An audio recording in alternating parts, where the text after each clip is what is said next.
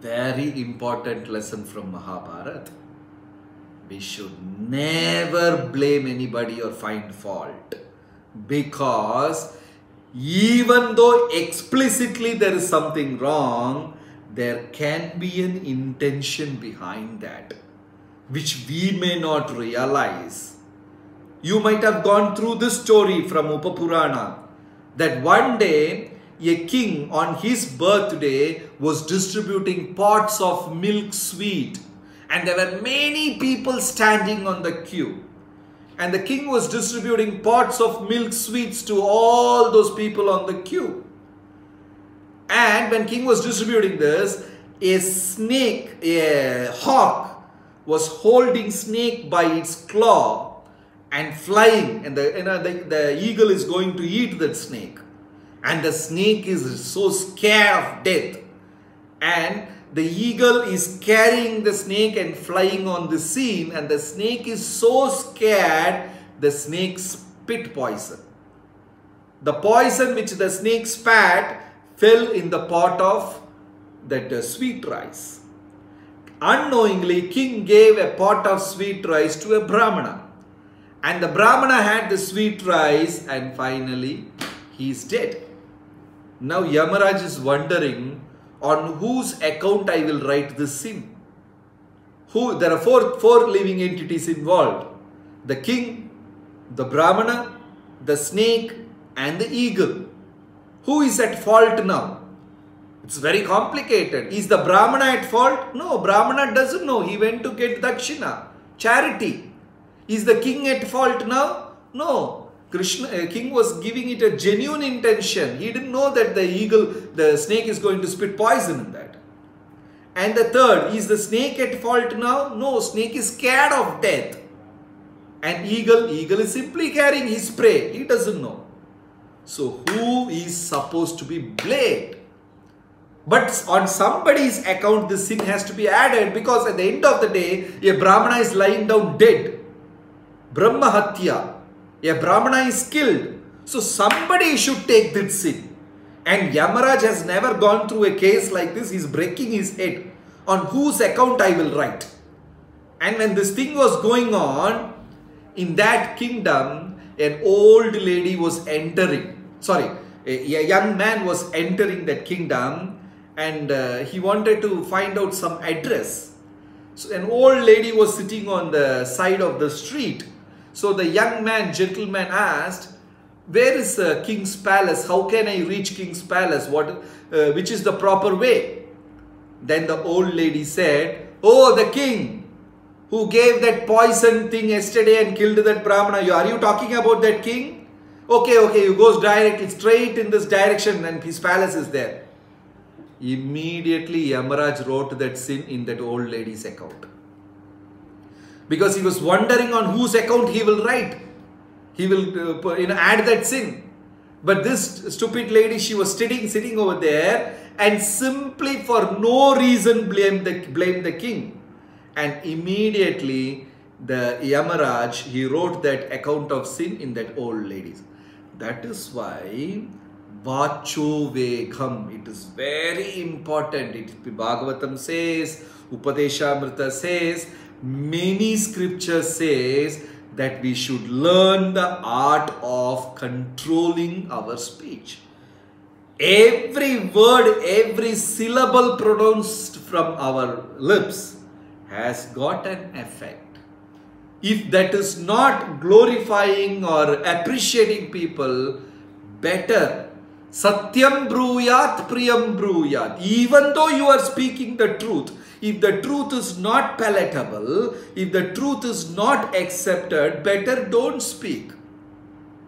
Or learn to present it nicely. Krishna had 64 arts. In Nectar of Devotion, it says Krishna has got 64 skills.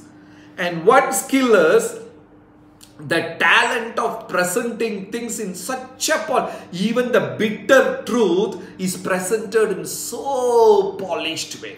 And Krishna knows that art. Even in Bhagavad Gita, Krishna says to Arjuna, Arjuna, I just told whatever I felt like. Whether to follow or not, it's up to you, Arjuna. Even if you don't follow, I don't mind. You know, How beautifully Krishna is marketing. Not one shloka Krishna says, obey me, do what I say, this is better for you. He doesn't say. Krishna says, I heard from saintly people like this. That is why I am instructing you, Arjuna. Asita, Devala, Vyasa, all those great men, they spoke like that. He said like that. Scriptures are telling like that. I think this is, I believe so. Very polished way. Very smooth and sweet. How beautifully Krishna presents. Out of 64 skills, speaking, that's why Vacho Vegam. Very important for a devotee. The art of talking, how to speak, how to convey the message. These things are very important. And Krishna, he also practiced that. He also practiced that. He became a part of Pandavas. And the relationship which Krishna had with Pandavas, amazing.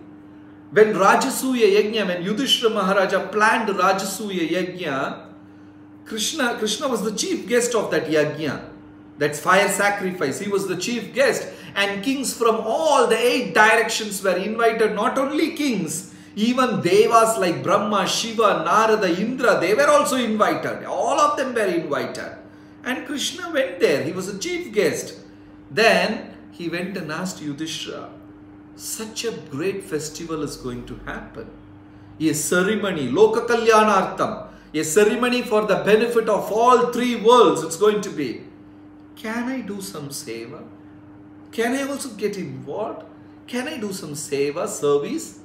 Then Yudhishthira said, my lord, you are the chief guest. How can you do seva? We are supposed to serve you. You are the chief guest. You are the guest of honor. We are all there to celebrate you and worship you. You, please, my lord, don't ask these kind of questions. Then Krishna said, no, I also want to be part of this event. Please give me some seva. And Yudhishthira was feeling so bad. How can I give service to my lord? We are supposed to serve the Lord. How can I serve? I can ask Lord to serve.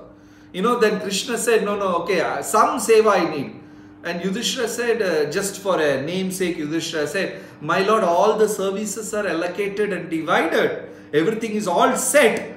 Now there is no seva left over. Then Krishna said, if I can find out some seva, can I do? Do I have the permission to do that seva? Then Yudhishthira asked Bhima, is everything set all right? Are you sure? Bhima said, everything is perfectly arranged, managed.